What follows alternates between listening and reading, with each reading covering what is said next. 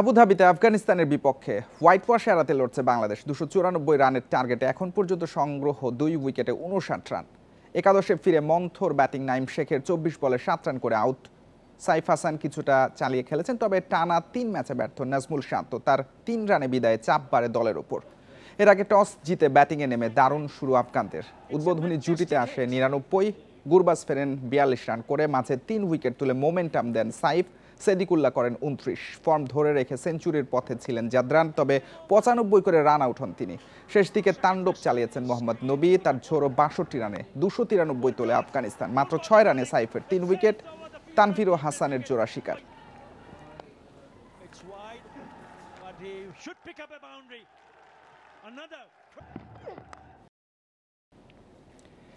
Asian cup বাছাইয়ে Hong Kong চায়নার বিপক্ষে away ম্যাচেও আক্ষেপ। প্রথমার্ধে তারিকের ভুলে পিছিয়ে পড়ার পর শেষ দিকে সমতা ফেরান রাকিব হোসেন। 1-1 গোলে ড্র করায় মূল পর্বে খেলার আশা শেষ হলো লাল সবুজের। এশিয়ান কাপ বাছাইয়ে বাঁচা মরার লড়াই। সমিত জায়ান তপুকে রেখে শুরুর একাদশ সাজান কোচ কাবরেরা। কাইতাক স্পোর্টস পার্কে শুরু থেকেই যেন রক্ষণে মনোযোগ। হংকং কয়েক দফা আক্রমণ করলেও গোলকিপার মিতুলকে পড়তে হয়নি বড় পরীক্ষায়। সমিতের সৌজন্যে ডি বক্সের বাইরে ফ্রি কিক পায় বাংলাদেশ, তবে হোম ম্যাচের মতো আনন্দের উপলক্ষ এনে দিতে পারেননি হামজা চৌধুরী। 32 মিনিটে বিপদ ডেকে আনেন তারিক কাজী। বলের নিয়ন্ত্রণ হারিয়ে ডি বক্সের ভেতর ফাউল করে বসেন ফেরান্দোকে। স্পট কিক থেকে ম্যাট অরের গোলে স্বাগতিকদের লিড। প্রথমার্ধের শেষ দিকে হামজার হেড। হংকংয়ের বক্সের ভেতর কাউকে খুঁজে না পাওয়ার আফসোস। দ্বিতীয়ার্ধে বল দখলে আধিপত্য বাংলাদেশের, কিন্তু সুযোগ তৈরি করতে পারেননি সমিত, রাকিব, হামজারা। ব্যবধান দ্বিগুণ করার চেষ্টায় ছিল হংকং। মোরসালিনের ভুলের সুযোগ কাজে লাগাতে পারেননি। রক্ষণে তপু, সাদরা নিজেদের দায়িত্ব ভালোভাবেই সামলেছেন। 75 মিনিটে সমিতকে ফাউল করে লাল কার্ড দেখেন হংকং ডিফেন্ডার বেঞ্জামিন। স্বাগতিকরা 10 জনের দলে পরিণত হলে সুযোগ বাড়ে বাংলাদেশের। 9 মিনিটের মধ্যে ম্যাচে ফেরে কাবরেরার দল। বা প্রান্ত থেকে ফাহিমের ক্রস ফাহমিদুলের হেডে পৌঁছায় রাকিবের কাছে। ঠান্ডা মাথায় প্লেসিংয়ে বল জালে জড়ান রাকিব। 1-1 স্কোর লাইনে ম্যাচ শেষ। হোম ম্যাচের তুলনায় আজকে আমাদের শুরুটা ধীর গতির ছিল। সামর্থ্য ছিল আরও ভালো করার। জয়ের লক্ষ্য ছিল আমাদের। এমন ফলাফল হতাশার, আক্ষেপের। সি গ্রুপে 4 ম্যাচ শেষে বাংলাদেশের 2 পয়েন্ট, বাকি আর 2 ম্যাচ।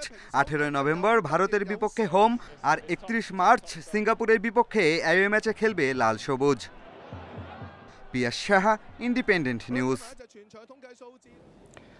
হংকং চায়নার মাঠে বাংলাদেশের জয় প্রাপ্য ছিল। গোল করেও জেতাতে না পারার আক্ষেপ রাকিব হোসেনের। 2 ম্যাচেই সুযোগ হাতছাড়া হওয়ায় হতাশা প্রকাশ করেছেন এই ফরওয়ার্ড। প্রতিটা প্লেয়ার অনেক হার্ডওয়ার্ক করছে, যার কারণে আজকে ম্যাচটা আমরা ড্র করতে পারছি। কিন্তু আমরা আজকে ম্যাচটা জিততে পারতাম।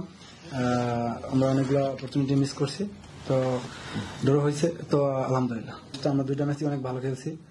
যদি আমাদের লাক ফেভার করতো তাহলে প্রথম ম্যাচটা আমরা ড্র করতে পারতাম এবং এই ম্যাচটা আমরা জিততে পারতাম। কমলাপুর স্টেডিয়াম ও বাফুফে ভবনের আর্টিফিশিয়াল টার্ফ উদ্বোধন হয়েছে। দীর্ঘ 14 মাস পর শেষ হয়েছে টার্ফ স্থাপনের কাজ।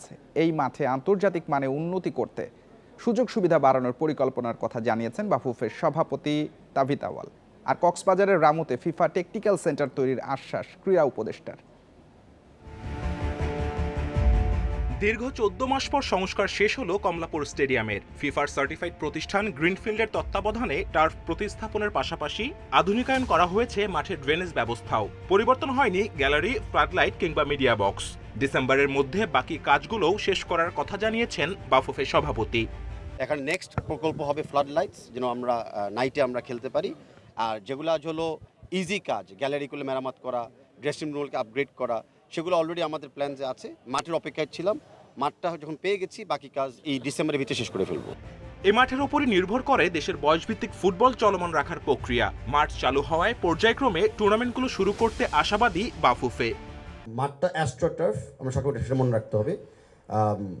অনেক টুর্নামেন্টে আমরা এএফসিতে খেলি যেখানে অ্যাস্ট্রোটার্ফ ব্যবহার হয়, অনেক টুর্নামেন্ট আমরা খেলি যেখানে ফিল্ড ব্যবহার হয়। তো আমরা ভবিষ্যতে চেষ্টা করব অ্যাস্ট্রোটার্ফ দিয়ে কোনো অ্যাটলিস্ট বয়স ভিত্তিক টুর্নামেন্ট হোস্ট করার জন্য ইন দ্য নেক্সট 2-3 মাস। আমাদের অনেকগুলি বিডিংয়ের জন্য কাগজ চলে এসেছে। কক্সবাজারের রামুতে ফিফা এক্সিলেন্স সেন্টার করার কথা জানিয়েছেন যুব ও ক্রীড়া উপদেষ্টা। এর পাশাপাশি রামুতে বাংলাদেশ স্পোর্টস ইনস্টিটিউট করার ঘোষণাও দিয়েছেন তিনি। একই সাথে 3টা উদ্যোগ চলছে, আপনারা জানেন যে বাংলাদেশ স্পোর্টস ইনস্টিটিউট আমরা করছি আমাদের অ্যাথলিটদের জন্য, সকল প্রকার অ্যাথলিটদের জন্য, সেটা রামুতে হবে এবং একই সাথে রামুতেই বাফুফের একটা এক্সিলেন্স সেন্টার হবে ফিফার সহযোগিতায়। ফিফার অর্থায়নে কমলাপুরের পাশাপাশি নতুন টার্ফ বসেছে ফুটবল ফেডারেশন মাঠেও। ফিফার গোল প্রকল্পের অধীনে নতুন আর্টিফিশিয়াল টার্ফের উদ্বোধন করেন ক্রীড়া উপদেষ্টা। Kamrul Hasnat, independent news, Dhaka. FIFA আন্তর্জাতিক প্রীতি ম্যাচে কাল পুয়ের্তো রিকার মুখোমুখি হবে আর্জেন্টিনা। ম্যাচ শুরু বাংলাদেশ সময় সকাল 6টায়। বিশ্বকাপ প্রস্তুতির অংশ এই প্রীতি ম্যাচ। বেঞ্চের সামর্থ্য পরীক্ষা করবেন কোচ স্কালোনি। সবশেষ ম্যাচে ভেনেজুয়েলাকে 1-0 গোলে হারায় আর্জেন্টিনা। বিশ্রামে ছিলেন লিওনেল মেসি, তবে পুয়ের্তো রিকোর বিপক্ষে খেলার কথা রয়েছে। শুরুর একাদশে থাকার সম্ভাবনা অবশ্য কম। ফ্রন্টলাইনে দেখা যাবে গঞ্জালেস, সিমিওনি ও লোপেজকে।